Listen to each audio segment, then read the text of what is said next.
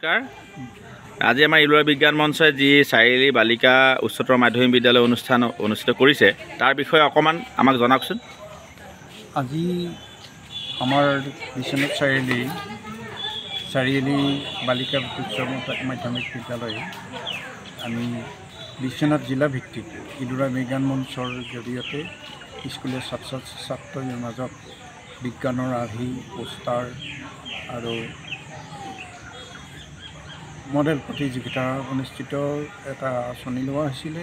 এইটো ইলোৰা বিজ্ঞান মঞ্চৰ ৰাজ্যিক কমিটিৰ আহ্বান মৰ্মে আৰু এইটো হ'ল ইলোৰা বিজ্ঞান মঞ্চৰ দশক বৰ্ষ পূৰ্তি উপলক্ষে গোটেই অসমতে বিভিন্ন জিলাত এই প্ৰতিযোগিতা আৰম্ভ হৈছে আৰু ইয়াৰ অন্তত ৰাজ্যিক ভিত্তিত অহা 6 আৰু 7 জুলাই তাৰিখে Indian institute of technology IIT গুৱাহাটীত ৰাজ্যিক পৰ্যায়ত এই প্ৰদৰ্শনী অনুষ্ঠিত হ'ব আৰু এই আমাৰ জিলা পৰ্যায়ত যিবিলাক অনুষ্ঠান হৈছে ইয়াৰ পৰাই নিৰ্বাচিত যিবিলাক প্ৰকল্প বা আৰ্হি সেইবিলাকেই তাতকৈ আকৌ পুনৰ ৰাজ্যিক পৰ্যায়ৰ এটা প্ৰতিযোগিতা আৰু প্ৰদৰ্শনী অনুষ্ঠিত কৰাৰ এটা সিদ্ধান্ত গ্ৰহণ কৰা হৈছে আৰু আমি আশা ৰাখিছোঁ এইটো আমাৰ অকল এইটোৱেই নহয় আৰু ছাত্ৰ ছাত্ৰীৰ মাজত এটা বিজ্ঞান মানসিকতা গঢ় লোৱা আৰু দেখা গৈছে আমি অতি আনন্দিত যে আমি ভবা নাছিলোঁ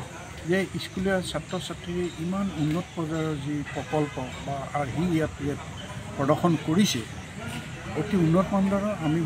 আমি তাতকৈও আচৰিত হৈছোঁ যে আমি যিমান আশা কৰিছিলোঁ তাতকৈ অভূতপূৰ্ব সঁহাৰি প্ৰায় দুগুণ ছাত্ৰ ছাত্ৰীয়ে ইয়াত সহযোগ কৰিছে।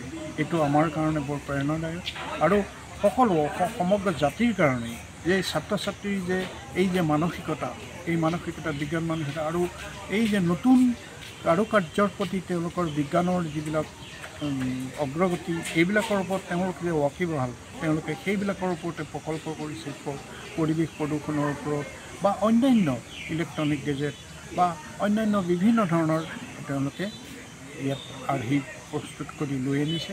আমি বৰ সুখী হৈছোঁ। ধন্যবাদ ছাৰ।